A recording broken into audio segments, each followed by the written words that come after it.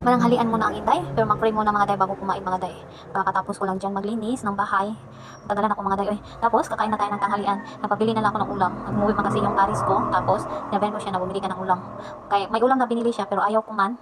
Kaya napabili na lang ako ng aking ulam mga day. Fried chicken yung gusto ko mga day. Minsan kasi mga day, iba-iba man tayong pagkamisan. Ayaw natin kumain ng fried chicken. Minsan gusto natin. At may pansit mga day. Pero hindi ko yan nakain mga day kasi sabi ko na mamaya na yan. Iano sa pan ba? Merienda na lang mga day ba? Ipalaman yan sa pan yung pansit. Tapos ito lang yung unahin ko. Ay ulamin ko kasi malaki naman yung chicken. Mura lang po ito mga day. Dito sa amin, malaki sa school mga day ba? 30 pesos mga day. Pero talagang maano ka na mga day. Mabusog ka talaga mga day ba sa ulam kasi malaki yung binigay mga ay malaki siya mga day. Yung 30 pesos malaki na. Yan mga day, masarap po. Masarap po yung timplada niya. Kaya doon lagi yung magpabili ako ng panis ko. Gusto ko doon lang. Kasi ano ko na yung timpla ba. Nasanay na ako sa timpla. Nagustuhan ko yung timpla sa chicken. Yan mga day, kakain ng Inday. Crispy pa po yung ano niya. Yung balat niya ay sa chicken. Kaya lang hindi ko mga day kasi tawag nun. Man ako mga day ba. Yung tawag ba ay ng voice over kasi malakas yung music. Nagpa-music pa na ako niyan. Ito. Mahirapan talaga ako mga day ba pag mag-voice over mga day. Busog pa ako. Hanggang ngayon busog pa rin ako ay. Anong oras na? Alas 2 na.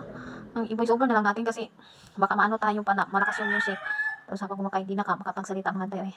Minsan kasi mga day na tinatamad ka ba tapos ayaw mong voice over. Hayaan na lang yung music pero hindi mga day. Baka maano tayo mga day. Busog na ko niyan oh.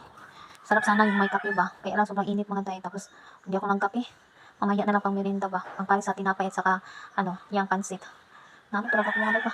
Ngayon kapoy yung voice over ay. Ulam namin ulam ko fried chicken. Pero sa paris ko ano lang ulam niya, siumay at saka yung pansit. Inulam niya yung pansit mga day. Pero okay lang. Importante may ulam mga day ba. Wala pa kasi gulay mga day. Magtanim daw kami pero hindi man ako nabuhayan ng tanim. Uy, ang sarap sana may gulay tayo mga day ba. Masabaw-sabaw ng gulay.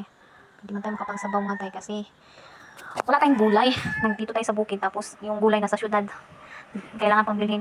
Maano talaga ko mga day. Nung magtanim ako ba, kainin lang ng mga mahayop na binuhian mga day ba. Yan mga day. Siya pag gutomon pa mamaya na malaki na yung ulam. Na ano na tayo dyan. Solve ng gutom. Nagutom ako dyan mga day. Okay, anong oras na dyan? Malapit na mag-1 bitaw. Yung kahalian ko. Kasi naglinis tapos naligo. Tapos maglinis maligo mga day. Medyo pagod-pagod ang Inday. Bukas mag-ano na naman ako maglaba. Hindi na ako maglilinis mga day. Pero kailangan din natin mag-ano mga day. Mag-post tayo ng ating i-upload. Wala man akong maano mga day. I-content ko dito mga day. Ano ba, video ba or mukbang ba? Pero mukbang mga day. Kung ano lang maisipan na i-video. Wala naman silang wala sa atin Total libre naman tong wifi. Hindi naman ako nagagastos. Kahit hapon lang tayo makaano mga day ba? Makaano dito sa YouTube. Okay na. Importante may time din tayo sa ating gawaing bahay mga day. Kung mabidyo-video ko habang naglilinis mga day na araw-araw nila makikita yung paglilinis ko. Kung pagkain mga day, pwede naman siguro kasi hindi naman araw-araw balik yung ulam. Kung ano maulam, pwede naman kainin. Tapos sabay ng chika-chika mga day ba? Mamingaw mga day. Uy, yung mag-isa ka lang bitaw. Tapos wala kang